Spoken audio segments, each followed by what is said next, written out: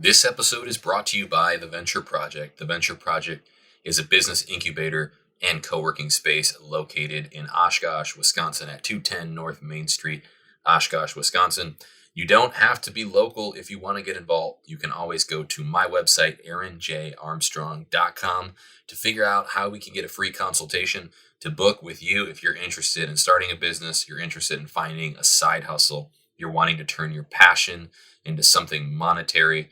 Let's figure out a way to do that. I do free consultations up to 30 minutes, and we can figure out how we can get your business off the ground. If you are local to the Oshkosh, Wisconsin area, stop on by, set up an appointment at aaronjarmstrong.com/schedule. Otherwise, to learn more about what we have going on at the Venture Project, you can go to theventureprojectoshkosh.com. All right, folks, welcome to Winners, Wallets, and Worldviews.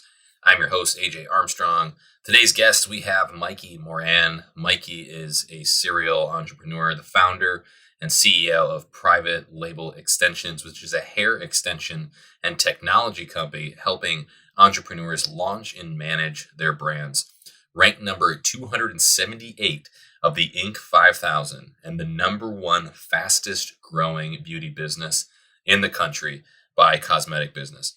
Mikey has been featured on ABC, Fox, CBS, and CNBC, and in Forbes and Entrepreneur magazine, among others. He is the co-host of the podcast Hair Biz Radio and the founder of the influence platform Beauty Clout.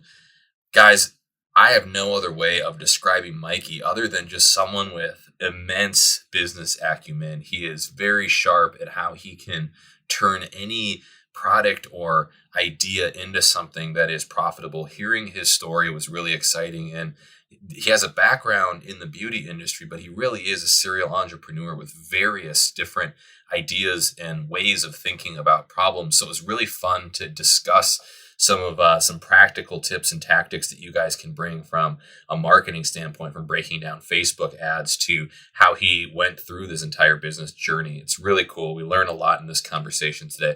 I really think you guys are going to enjoy our discussion with Mikey. So without any further ado, welcome to the show.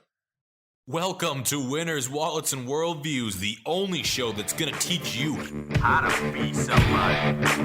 Where in your life did you learn that you're not good enough?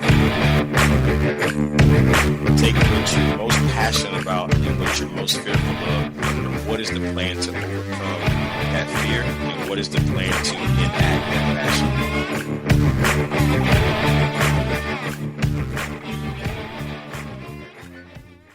Well, coming to us from Atlanta, Georgia, we got Mikey Moran, who's going to talk to us about entrepreneurship. And this guy has accomplished things in all sorts of realms of business. And, I don't even know how to describe you other than maybe serial entrepreneur, because you've got your hands in a million different directions. We're going to talk tactics, business, strategy today on the show. Welcome to the show, Mikey. Yeah, thanks. So happy to be here. Yeah, this is great. I knew there was an instant connection when pre-show you're telling me you're drinking coffee at 5 p.m. to get your mind right. Yeah. Yeah. And it's actually funny because what you just said in the intro about you don't know how to describe me. The most difficult question I find right now is when I meet somebody, they say, "Oh, that's very nice to meet you. What do you do?" And it stumps me every time because I'm like, holy cow, where do I start where this is going to make sense? Right. That's like a whole problem in and of itself. I do the same thing because I don't know. I do like stuff in real estate. I do stuff in engineering, and then I also have like a co-working space and motivational speaking. It's like, I don't know. I just do things that I think will make money and help people out. What do you want me to say? Yeah, man. I'm actually excited. That's the co-working space is that 7,000 square foot space you're working on. Yeah. We're done. We're here. Oh, done. We're rolling. We actually got a vodka tasting tonight in the co-working space over at our cafe, and dude, it's gonna be a trip. That's going to be a good co-working space. You're starting it off right. Yeah, I mean, it's good. We already got 20 plus members. We got our offices all filled up. It's been a trip, bro. This has been a lot of fun though. And it's great seeing like different startups come through. I mean, being like a serial entrepreneur like yourself, like just being able to participate with other people's ideas, not your own, and be able to contribute and help. It's really been pretty rewarding and cool to see. Yeah, I'd have to say, like when you said it's fun, business is always so fun when it's going well. Yes. But as entrepreneurs, we know the other side. So that's, I love when people say they're having fun in entrepreneurship, because, it's not always like that. So if you're listening to this and you're an entrepreneur and you're not having so much fun right now, guess what? We've both been there. And usually you have to have a lot of not fun before you get to the fun parts. That's so true. Take us back, Mikey, and from the beginning, because I think it's important people know, you've been all over the map. You've been featured in mainstream news articles, publications. Your book, Fearless Beauty, is top 10 entrepreneur books right now to listen to, with tons of social tactics and stuff. Take us back to where it started for you, of when you started to kind of feel the momentum begin. It really started when I was a kid. I've been pretty much an entrepreneur all my life. I did the lemonade stand to yard work to this, that, and the other, pretty much everything, sports collectibles. So I did the comics and sports cards and all that, all while doing really bad at school. School was never my strong suit. I mean, I did like the opposite of good. My teachers loved me because I was very polite and nice to them, because I was raised by my mother, grandmother, and my sister. So obviously it was all pretty much women teachers through school. So really nice to them. I had a spell of about 10 years where I was just trying to find my way. So from like 18 to 28, 29, I was mostly doing food service. So working in restaurants, bartending, making cash at night, trying to figure out how to start a business during the day. There weren't the same resources that we have today, like amazing podcasts like this that you can listen to, entrepreneurs that have been through it. The online resources today are amazing. It's a huge advantage. But also the barrier to entry is a lot easier for entrepreneurship as well. But I started my first real business back in 2006. It was called Curry Simple. It was the first packaged Thai curry sauce ever to be sold in the US. It was a little bit ahead of its time. Selling food online in 2006 and trying to make YouTube videos about, food in 2006 was something that people weren't really accustomed to. And especially because it was a new category of a product, which is always a challenge. And, I didn't have any funding or anything else. It was just a lot of hard work, and the food industry is pretty ruthless. So I had a lot of success and then a whole lot of failure in that, which led me into, I was into food trucks for a while. I did music in the cloud before Google and Apple. So we had a couple other businesses that just didn't work out. Usually those were failures by bad partnerships. So that's obviously something as an entrepreneur, be very careful of who you pick as a partner. Yeah, that's a recurring theme on this show for sure. Yeah. Partnerships are tough, man. It's really tough. And then that segued into 2014 when I got into the beauty industry, knew absolutely nothing about it, other than I knew there was opportunity there, and I thought I could do something. I thought I could do something better. And, the first year was pretty good. Second year was a lot better. And it just kind of has gone up from there every year. I'm in year 8 right now. And, I actually on the way back to my place here from the office, I was talking to a friend of mine, and I was like, I even though I'm in year 8, I feel like it's still day 1 because it's so exciting. There's so much opportunity, keeping it fresh with projects, things like the book that's related to the business. I'm not trying to do anything outside of my relation to beauty. It all kind of ties in one way or another. And it's because, we, as entrepreneurs, we have the shiny object syndrome. So we're like, oh, this sounds, especially once you start doing well, everyone's like, oh, you got to do this with me. You got to do that. You got to invest in this, that, the other. So I've just been really hyper focused over the last 8 years of really sticking to beauty, not going off, all these different directions, which has, it was always a problem before, trying to just do too much. Well, I think that's a real issue with entrepreneurs. So, I mean, is that how you kind of frame it in your mind? Like, stick to the industry or something related to what I've got going on? How does this supplement, or what's your way of because I think that's a serious problem with almost everybody I run into, is the shiny object syndrome. So how have you tried to cure it or manage the symptoms? My cure has been pretty simple. It's something that, people had told me in the past and I didn't listen. And for some reason, and these were successful people, for some reason, I don't know why I wasn't taking the tips of successful people. It was a simple solution. I just keep saying no. And I say no often. I say no all the time. yeah, your idea sounds great, but no, I do not have time. I can't get involved in this. You just have to say no. So anything that I've done has been a spin-off of something we're currently doing, and has basically been feedback from our client base of a product or service that would make their business, or what they're doing, how they're working with us better. And I'm a technology guy. I'm a product guy. I love marketing. So those kind of things are just huge for me. And it's just being real careful about what you do and who you partner with is huge. So tell me a little bit about the beauty industry, because obviously I know very little about the beauty industry, but I know that it's extremely competitive, it's extremely cutthroat, and making a splash or a dent in any fashion, which you've obviously done, is virtually impossible. So how did you manage that entire, like, first of all, how'd you get into it? Second of all, how did you get a hold of something that was really successful? Yeah. So my business partner and I were having lunch one day, and his girlfriend would, do all this stuff with her hair. And we were just thought it was so interesting. And we started doing a little more research on it. And I said, wow, this is something that, wasn't as big online as it is today. And I thought there was a lot of opportunity there. So we really started with like hair extensions, really just extensions at first, getting into wigs, getting into lashes, now into cosmetics, into technology that helps support that. What we do is we really help. We have our own brand, but then we also are the backbone for thousands of beauty brands, for all those products. So basically they can come to us. We can do their branding, their logo, their packaging. We can set up their website. We do drop shipping. We basically have everything A to Z. You need to do marketing. We have an influencer marketing platform called Beauty Clout. We have an app for Beauty Clout. We have an app for our drop shipping with Shopify. So it makes it really easy to manage those systems. So those are a couple things that we've really focused on, making our clients successful day in, day out. If it's on the back end where we don't talk about our clients, whether it's a celebrity or just somebody that is in love with beauty.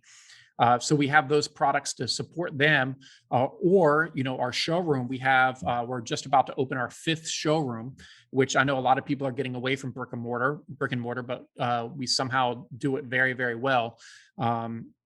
The experience when you walk into a private label showroom, we are highly focused on, the place has to be beautiful. It has to be clean. You have to have great customer service. It's so client focused day in, day out. And at this point, we're just looking to always improve 1%. There's nothing that we can find, I don't think, that's going to be like, oh, it changes the whole business and we're going to double, triple our business. There's probably 1,000 tweaks that make a 1% difference. So day in, day out, I'm focused on finding that 1% to be better for our client, on the back end or the front end walking into our showroom. It sounds like you have a very customer focused approach to a lot of your business success. What has been your kind of recipe? Like how do you vet customer feedback in a way, right? Because you can get so much customer feedback where it's whiny, complainy, you got the squeaky wheel gets the grease kind of method, but then there's also, they might have something valuable within this. What's been your process or your business's process for kind of gaining that customer feedback? Yeah. So it's interesting with products, you have to understand as an entrepreneur, not everybody is going to like your product. So if you're not getting a bad review or a pissed off customer, I just tell people you're not selling enough. I mean, it really comes down to that. Then you have to figure out why this happened to them and the experience with that. And then kind of help solve those problems where maybe it was expectation issue or something else. I also do run the largest Facebook group for starting a hair business. On Facebook, we're strong at 37,000 members. I've posted in that group either daily or multiple times a day for the last 7 years straight. So I have one heck of a tribe in there. Yeah, I'd say. And I can post something like I'm working on some of a kind of a unique custom situation right now. And I kind of asked a question even today. Hey guys, what do you think about this? What is your feedback? Blah, blah, blah. And it's just comment. It just goes. And then that's how I've built a lot of our products and services, is just getting feedback within the Facebook group, where it's that open dialogue, that open communication within the group. The customers our clients are there, and we're getting all the information directly from them. And a lot of times, honestly, we've posted a new product or service, and then you will get a couple comments. Oh my God, Mikey, you must read my mind. I can't believe it. I was just talking about this. And I'm like, I don't read your mind. I read your comments. Right. Yeah, I mean, there's something to this idea of leveraging Facebook groups. So I participate in a whole bunch of them locally here because, in the business of real estate, we're constantly trying to figure out what businesses are coming in and out. What are people craving? And some of them are just goofy forums, but people post a question like, what business do you want to see in the area? And taking very careful notes of how much engagement certain people's comments are getting or how many people are seconding a certain comment is very insightful to a business strategy. And that's exactly what you're doing with these groups is reading. And that's Gary Vaynerchuk talks about how he does this. And that's almost exclusively how he markets is figures out, he reads through comments and likes and the engagement he's getting from people to figure out where's the pulse going so you can kind of gauge the trends. Yeah, for sure. It's something not all businesses do. It does take a lot of time. But I think if you become a leader in a group or you have your own group full of clients, I can't even put a price or a value on this. It's so incredibly valuable. And then once your group starts scaling and growing, more people want to be part of it. So, the amount of people that I'm approving in the group on a daily basis is, probably 40, 50 people a day, which is pretty awesome. And, but if you manage one of those groups, you have to be really careful of, really sticking to your group rules, not letting, you can see Facebook profiles that, were created 3 days ago and they have 4 stock photos and you're like, no way in hell I'm letting this person in my group because it's going to spam all my people, so if you're going to do the group, do it right, manage it, because we are talking the internet, which is full of trash and junk and spam. So you got to keep that on your group. What other strategies have you found other than the group to just kind of like keep a pulse on your community, or has it been exclusively the Facebook group? We do some in-person events that pre-COVID, I was doing some seminars, some hair business seminars. Sure. So we have like this thing called Wholesale Day where you can actually shop in our showrooms for our wholesale price, which has worked out really well for us. And then I would have these seminars where you could come in and I do business training. Sometimes I would do it for free. Sometimes it would be a paid event, small group, and I'd be able to get a lot of feedback directly in person from our clients. And there's a lot of value in that of, if I did charge for it, not trying to make it this thing where I'm trying to fill this massive, room where it's impossible to get real feedback, so it can be a win for your clients because they're getting this great information from you who's gone through it and done it. But in that smaller setting, it's less intimidating for everyone to have that conversation and be able to talk. So I am more than excited for this to happen again as things are getting back to pre-COVID days and a little bit of normalcy. So, I do that. I through Instagram, people will reach out to me directly on my Instagram and ask me specific questions. Facebook Messenger, they'll reach out to me and I do my absolute best to reply to a lot of people. I do have that other inbox on Facebook that is just, it is a dark hole of questions. So, Yep. You get sucked in. So you have to really carve out time, but you can't give it your all with some of this. Right. So you have to be very cautious of your time because at the end of the day, we know that that's the most valuable asset you have is time. So do what you can, but just be a little cautious as far as time goes. Right. One thing I was wondering, kind of on a separate note, but you mentioned you did do some seminars to get out there and promote. There's a lot of strangely enough, there's a lot of entrepreneurs I talk to that are really trying to get in the space, as well as I've been in the space the last 3 years or so. Do you have any tips for filling up a room at all? In a seminar kind of environment or how to run one, something like that, I think could be maybe a little gold nugget you might know just by if you're promoting them occasionally. Yeah, so I have a pretty good marketing strategy. I have a website, so I have a ticketing system built into the website. So we have that technology that we use. It's built on Shopify, which I love. So I do like a way I do a remarketing. So the ticketing, if you do events, you have it as a product, and then you can just easily sync your products into, just like you would a physical product, you can do an event product into Facebook, and you can retarget on Facebook and Instagram for those. So it's really about driving traffic to those pages, realizing that most people aren't going to go to that page and purchase that day.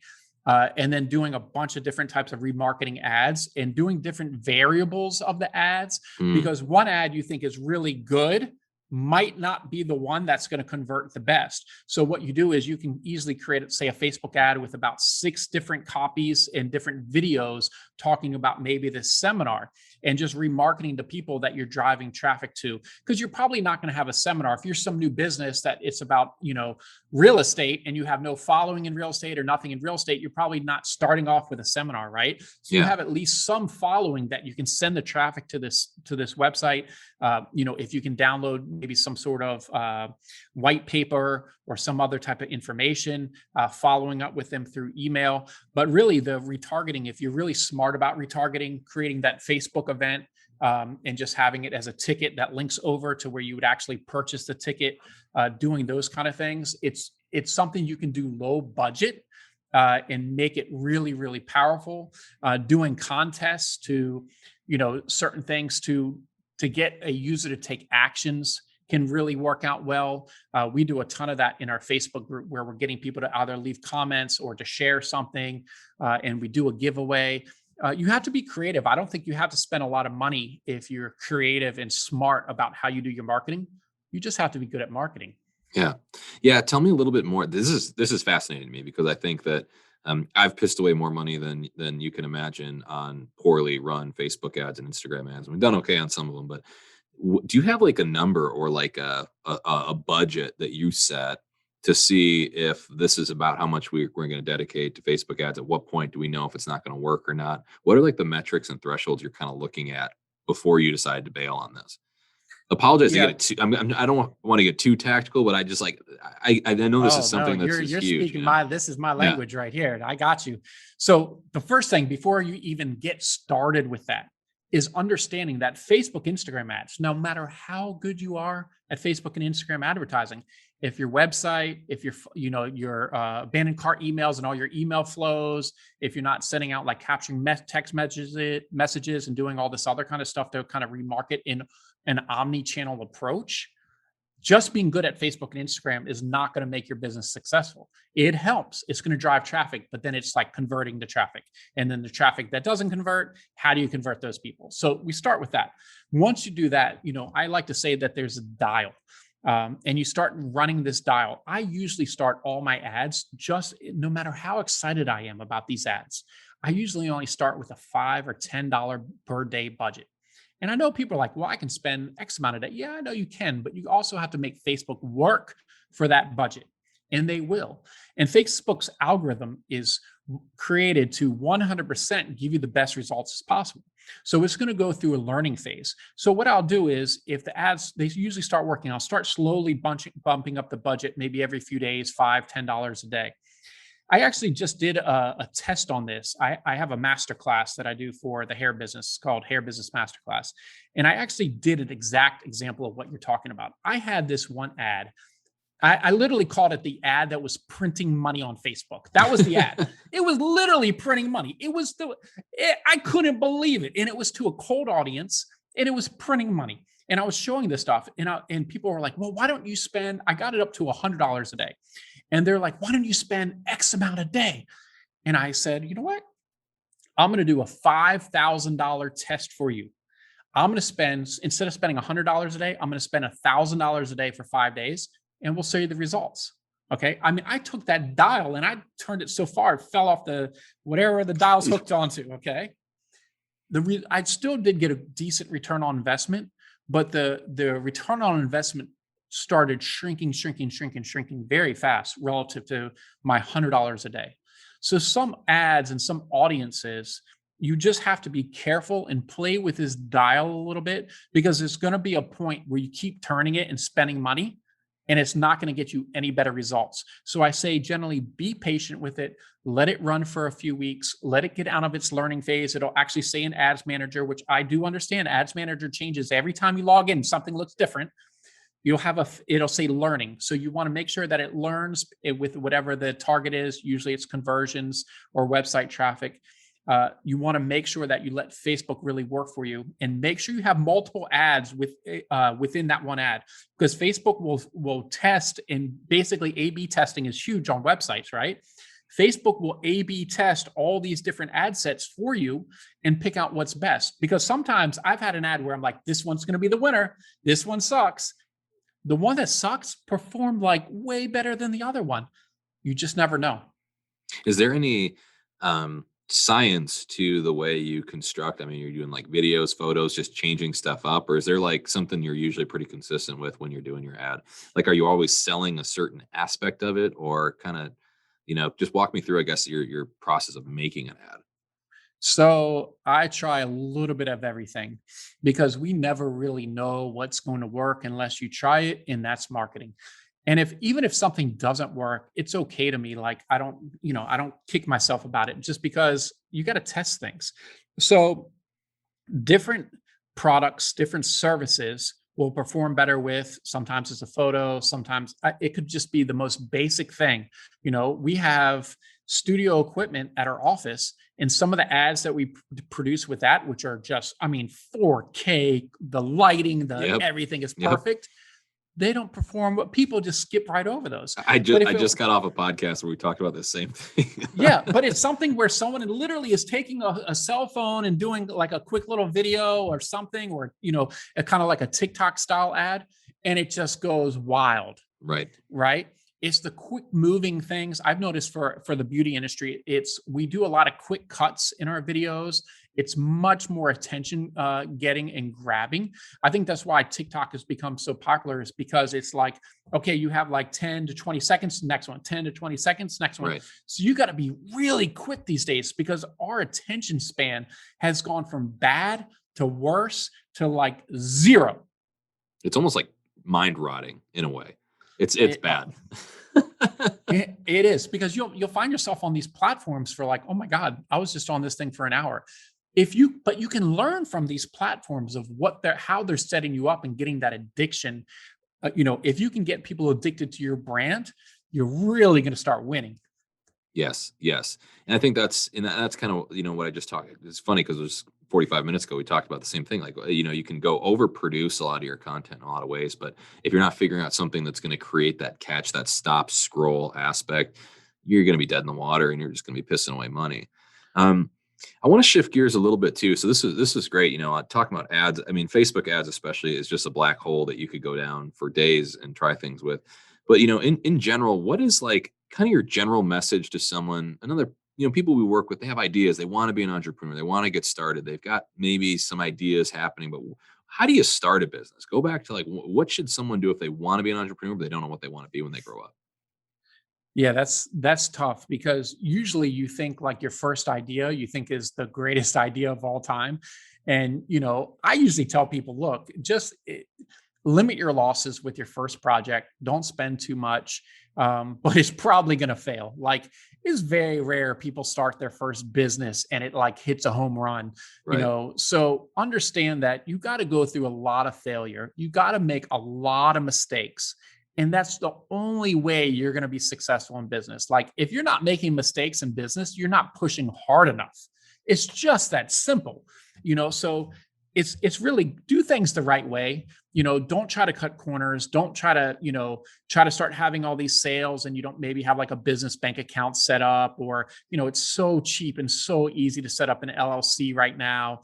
Make sure you talk to an accountant. It's a lot less expensive than most people think to get this stuff set up. You can do a lot of it yourself. Here in Georgia, I can hop on Secretary of State. I can get my LLC form for $99. I head over to irs.gov. I got my tax ID. I'm taking this paperwork, set up my business bank account over at whatever the local, big bank is. I'm getting my business credit card next, which I love business credit cards because I'm a rewards points junkie. So getting this stuff set up is super easy. Like and so many people are like, oh, I'll do it later, or this, that, and the other. You don't want to mix your personal with business. I've done it before. I've made that mistake before. A lot of my friends and people I know, it's just so much cleaner. You want to keep things clean. And once you have your business set up, don't think you're going to start expensing all these meals and just putting, I'm going to do all this stuff. And it's, I'm going to pop bottles because I sold $1,000 today and I'm going to put it on the company credit card and write it off. This is not how you run a business, guys. Do not fall into that trap. It's too much like people see the Instagram highlight reel every day and they think like, oh, you can do all this stuff, which you can get to that point, but it's going to take probably a couple years to get there if you're realistic. You know what's funny too is, yeah, I've been guilty of doing the same thing, right? Mixing personal business. It always comes back to bite me. And the one thing is funny though, with especially like right when entrepreneurs figure out there's all these tax, we can write things off on our taxes or whatever, business expenses, blah, blah, blah. It's like, you're still spending money when you're doing that. It's just hilarious. Oh, you could just write this off. Like we could travel here or do that. You could just write all that off. I'm like, you understand this is still money that you're spending that doesn't need to be spent. And it doesn't process with them. It's really, really funny. I've seen this 100 times, dude.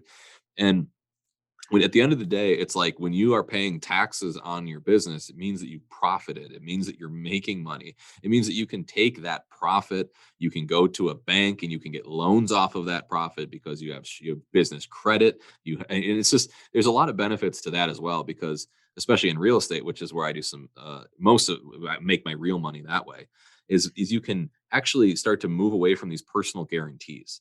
You can start to use your business to guarantee. And I don't have to, AJ is not going to be putting up my own personal assets as collateral anymore. And I think that's just the hidden gem to like, well, it's sweet to pop bottles and spend your bar bill and stuff on your company card. But at the end of the day, you're not going to be showing a lot of income. And if you want to sell your business or if you want to loan off of your business, you're going to have a hard time proving that it's profitable. It's actually funny you say that because I'm about to sign a lease for our 6th location. It's about 30 minutes from where I am right now here in Atlanta.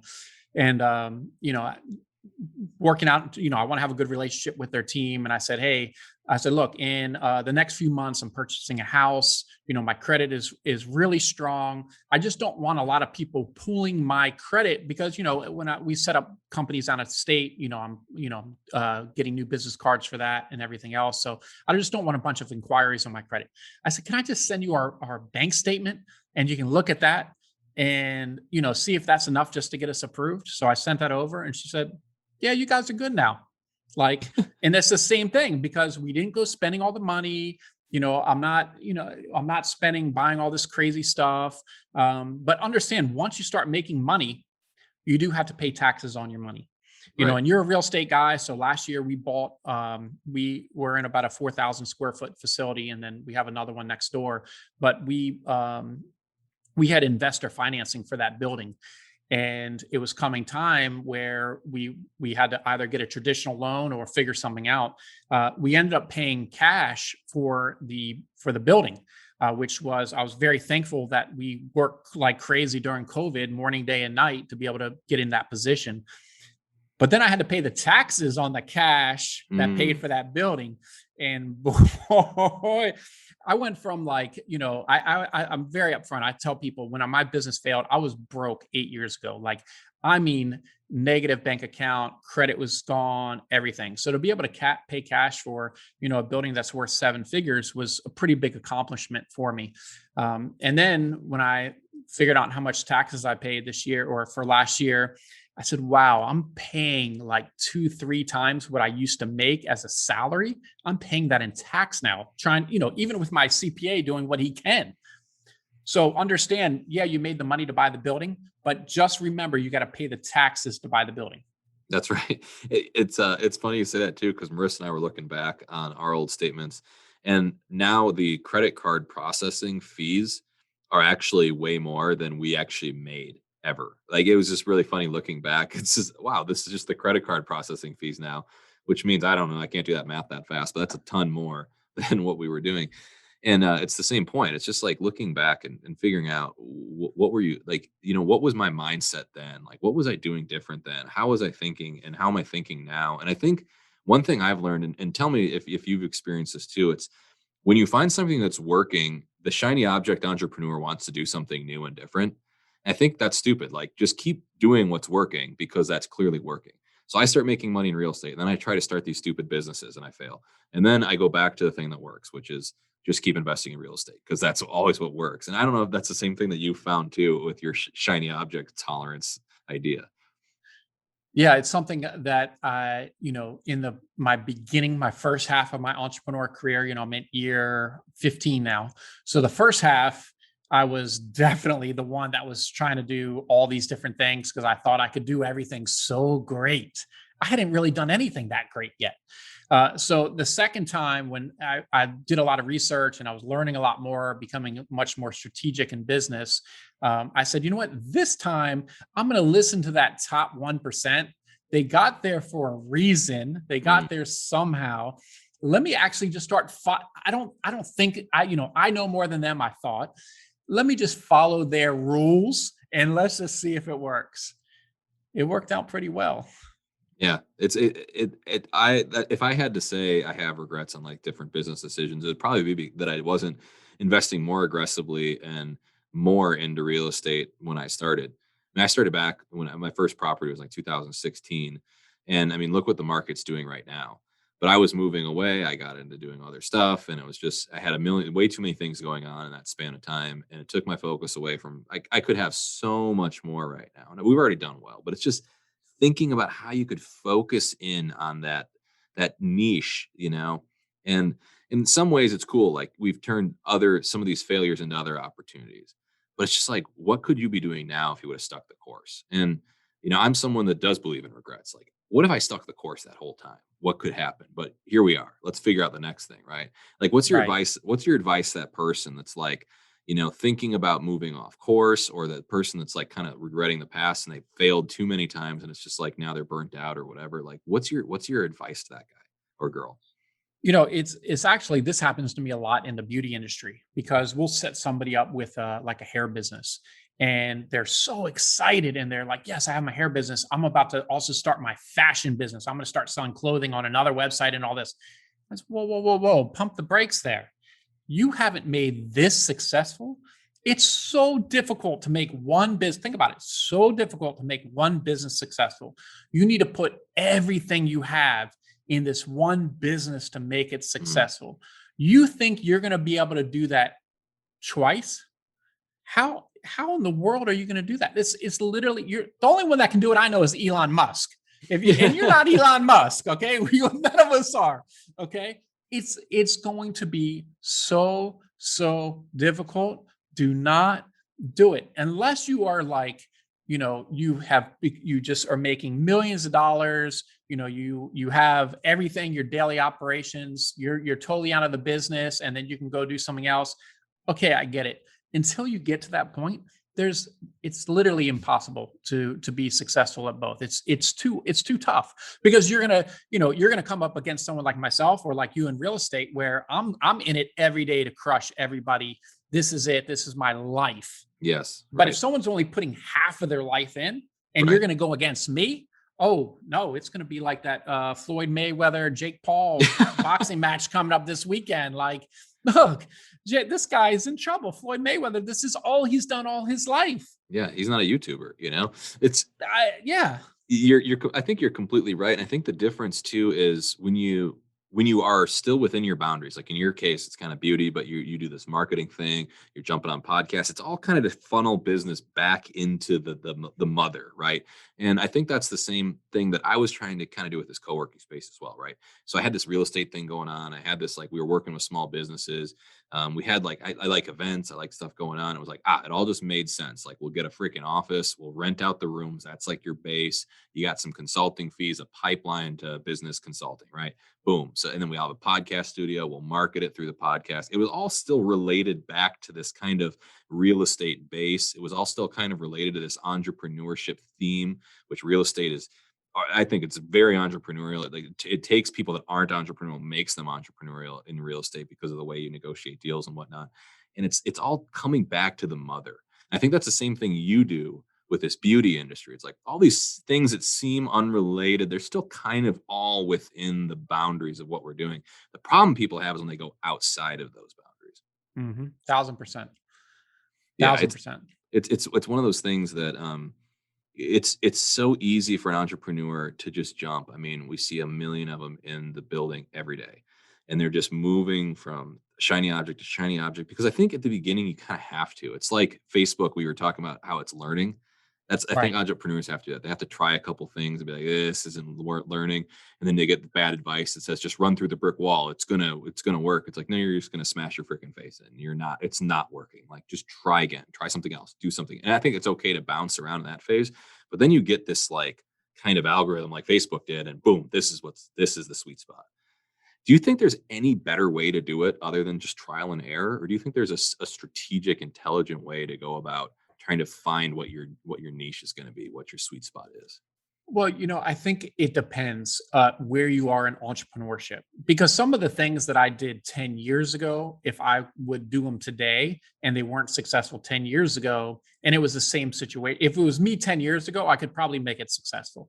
Like making money and doing all this stuff at this point, it's become, I don't want to say easy, but it's a whole lot easier than it was 10, 15 years ago, because I've gone through the trial and error. If you're going through this phase where you're just trying to find the right product, the right service that you want to offer, it really comes down to how you're serving your clients. Is this something that is really going to help this person from a product standpoint or from a service standpoint, and really hone in on that? If it's something that's just not that great and you figure it, and it takes you a little time to figure it out, that's okay. You can move on. But once you get that feeling, and it's almost like a feeling inside, which still can be wrong.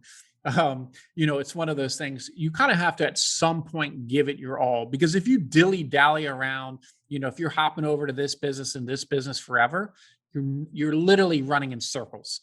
So at some point, you're just going to have to pick something and run with it. Yeah, I think, and I've mentioned this on our podcast a couple times, and when you're kind of in that spot trying to figure out when is it time to run, an entrepreneur told me this that I met when I was antiquing, believe it or not, down in Punta Gorda, Florida. And he said, you should always be running towards something, not running away from something. So like, it should almost be pulling you, and that's the time to pick it up and run, because there should be some inclination of success. There should be some short-term progress or something that's working that you're like, now it's time to go. It should be pulling you out. But I think the biggest mistake people make, well, not the biggest mistake, but a big mistake, is they want to run from something. They don't like their job. They don't like the business that they were in, and they're just trying to get out and do something else. It's like, I think that's the wrong attitude to have. You should be trying things, and then when you feel the pull, it should just lift you out of your seat and go. Yeah. And people have to be real careful of I've run into entrepreneurs where they're like, I'm quitting my job, I'm just going to do this business. I'm like, Right. Well, is this business making money? No. And I'm like, okay, take a step back. If you think entrepreneurship is going to be easier than working for someone, first of all, you're crazy. Second of all, running a business and making a business successful is hard enough. But if you have the additional stress of how the heck am I going to pay my rent or mortgage, it's going to be 10x, because entrepreneurship, I'm sure you would agree, the mental aspect of it is it can be very overwhelming at times, right? A lot of people just aren't ready mentally to be an entrepreneur. They think they have this perception that it's fun, it's easy, it's laptops on the beach, which, yeah, we occasionally can do that kind of stuff, and hopefully use credit card rewards points to get there. But, for the most part, this is like, it's just these dreams that people see. It's not I don't think it's reality. Occasionally someone's going to get lucky. Yeah, you invested in Bitcoin 10 years ago. Okay, cool. Right. But that's like winning the lottery, right? So it's just one of those things where you just have to be really careful of having a job is not a bad thing. Even as an entrepreneur, I tell people all the time, it's not a bad thing. I 100% agree. I'm a huge advocate for corporatepreneur, right? You got a full-time job that's paying the bills, because I believe in a strategy called asymmetric risk versus reward. If you have a full-time income and then you've got a couple extra hours, like, wait until the time commitment becomes unbearable, because that's the other thing is you start a business and all of a sudden you're like, I don't know what to do with all this time. What should I be doing? And you start spinning your wheels and you're wasting your time. You should have just had your job and tried to spin your wheels from 5:00 p.m. to 10:00 p.m. Like, what, you could spin your wheels during that time and then have your job instead of watching Netflix or Game of Thrones. It's just like, this is, you should be looking at the time commitment too, because takes a long time to figure out. How should I fill up my day? What should I do? Should I put the marketing hat on, the HR hat? I have no money. How do I go make money? Should I do sales today? I don't know. And it's that should be all done while you still have a job, because your job will pay your bills as you get your stuff figured out until you get some momentum with something. And then the entrepreneurship just pull you right out of it. Yeah, you have to be almost like bursting at your seams as far as like you just kind of throw your hands up of like, okay, I just can't do both anymore. I can tell you when I started, my beauty business, private label, I was working 40, 50 hours a week full time. I was started the business by working before work. I'd get work all day, come home, work, through the night. I eventually had employee number one, employee number two, employee number three. 2.5 years later, I came on as employee number four and finally took my first dollar out of the company after 2.5 years. And we were already in the third year, we're already a 7-figure company, but still, like I waited that long and reinvested every penny to get to the point where it could then support me without the worries of like, oh my God, how are we going to pay the staff? Exactly. And you don't need a venture capitalist, you don't need an investor, because you were the investor the first couple of years. All you had to do was spend a little bit more time and be a little bit more stressed out. But people like you and me, or people that are cut to be entrepreneurs, can handle that, I think. And if you'll find out really fast, if you can't handle this stress, we'll do something else. You got to be able to move pretty quickly and be able to handle some pretty stressful situations, because sometimes you got to move money around. Sometimes you got to pay bills that you don't have, and you got to figure it out in less than 24 hours. And that's a world that you got to be prepared to jump into. Yeah, VC money is not always easy money, and getting investors is not always easy money. I think a lot of people fall into that trap where they're just like, oh, I'm just going to get this investor and all this money and blah, blah, blah. And it's going to be so easy. Oh, you're in for a rude awakening there. Like you should always, I feel like you should wait as long as you can before you get investor money. If it's from family, think about the relationships you could ruin with family, where they think you should be working and you're like on the beach hanging out all the time because you're like, oh, I got all this family money now. People are investing to make money, right? So you're going to have to work twice as hard at that point. We're in year 8 and we've been approached by some private equity over the last couple of years. We weren't really on the map until in 2018. We ranked 278 in the Inc. 500, which was a pretty big accomplishment, because we're around a ton of people that had funding, and we did it with literally, almost nothing investment to start this business other than hard work. So we kind of got on the map after that, but still, I just kind of turned everyone down because what am I going to do with, they're like, oh, you can take a couple $1 million off the plate and this, that, and the other. And I'm just like, what am I going to, I don't need anything, right? Yeah. I'm just running the business. So it becomes, it sounds good. They obviously want to make it sound great, but you still at that point, it's like, you really do, what am I going to do with this extra money? Right. It's just going to sit there, but I'm giving up how much of my business? Exactly. That's going to be worth how much later? Oh no, we're not doing that. Oh, exactly, dude. I couldn't agree more, because you get the term vulture capitalist sometimes for a reason. It's like, you might not even need it. And you could just, with a little bit of hustle, it's like, let's say you need an investment of $50,000 to $100,000. Well, let's say you got a degree and you could get a job and you could work for $50,000 for 3 years and put half of it away. Now you got your investment for your initial business. And here you were thinking about getting an investor right off the bat that's going to take how much of your business for the rest of your life. And you could, and plus you didn't earn it. Like you got to freaking work for it. Like you got to feel the pain of leaving your money and working your ass off. And you learn so much good stuff about that, because when I first started out too, I was not as critical where every dollar went. Like to this day, I have my employees and my staff, they're all sitting there. Oh, we should buy this software. We should do this thing. This will stream like this. I'm like, how will that make me $1 more? That's always my question. How will this make me $1 more? And they said, oh, I don't know. It'll be easier for everybody. I'm like, yeah, but that's not going to make me $1. I think that's like, I didn't learn that really until like now. Now I start doing that with everything. I'm in this podcast studio. I'm like, how do I make, like, why should I get the $1,500 mic when I can use a $99 SM58 that the Rolling Stones recorded on? Like that sounds just as good. The Stones used it back in the 60s. I mean, it's just, that's the exact mentality that I have with everything now. Yeah, it's interesting how that works out, because you have a, you start spending money, and what you think the reward is going to be so great, you start having diminished value once you start spending a certain amount of money. Like, yeah, get some private equity, and okay, they took part of my company, whatever, but I'm driving like a Lamborghini now that I paid cash for, which seems cool. You're probably doing it just to look cool to other people. Yep. But really, if you're not doing things as a business owner that's 100% focused on how is this going to make my business better, you have to take your personal life, your personal, whatever it is in your life that you want, you have to take that out of the equation. It always has to be what is today best for the company, what's going to be best for the company tomorrow in moving forward, because the company feeds everything. Right? It feeds me. It feeds my staff. I have about 30 staff members now. If it's not the company day in, day out getting reinvested back into and really focusing on the core values of the company can quickly disappear. 100%. Mikey, tell me a little bit about your book. Cause I think this is something I want to talk a little bit about, because this is huge for people if they're looking for tactical tips, more of what we're talking about and even better. Tell me a little bit about it. Yeah. So Fearless Beauty, it's something I decided to start working on last year. COVID hit. We didn't know what the heck was going to go on. I knew I probably wasn't going to be traveling as much. So I said, okay, let me work on a project. A book is something I always wanted to do, but I wanted to wait. I really felt like I needed to reach a certain level as an entrepreneur to be able to give valuable advice that's kind of proven tactics and information, right? I think a lot of people, I see people that had just started their business and all of a sudden they're on Instagram as a business expert, right? Yep. So I wanted to make sure that, we started with pretty much nothing.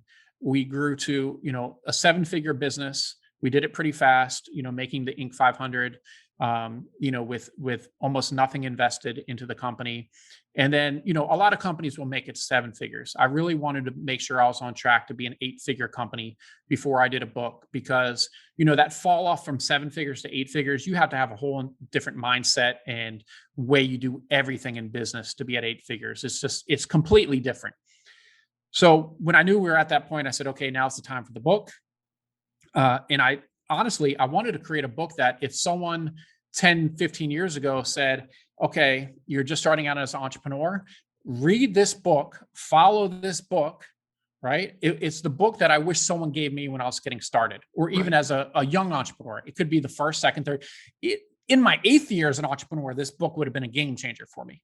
Now, the title is Fearless Beauty, right? And it's funny, if you actually read the Amazon reviews, we have about 120 really good ones already first month, which is pretty solid. You'll read that, it is about the beauty industry, but the core values and everything else, it's not really about, the book is not all about beauty. So if you're in a different industry and you're worried that I'm just going to be talking about like all this, lipstick and hair extensions, it's not really like that. So it can be used by any entrepreneur. But in the first 4 chapters, it's more of the mindset about, some of the mistakes I made, going through some of the things that you're going to have to experience as an entrepreneur. It's just like a book. You can't just go from chapter 1 to chapter 10.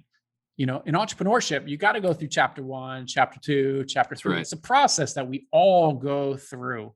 Whether people will admit that they had failures in the beginning, most people are so used to just glorifying their success. So what I've done is I really talked about my failures, because I don't think people talk about it enough, because I feel like there's young entrepreneurs that really need to hear it and understand it. And then the final 4 chapters are more about like, okay, now you have your mindset right. Let's get into the business side, right? How are we going to set up our business? A little bit about business credit cards, about Facebook ads, and about how everything kind of works together, right? And for me, it's a lot of people say, oh my God, what school did you go to learn all this stuff? And I said, I barely passed high school. I didn't, what, college?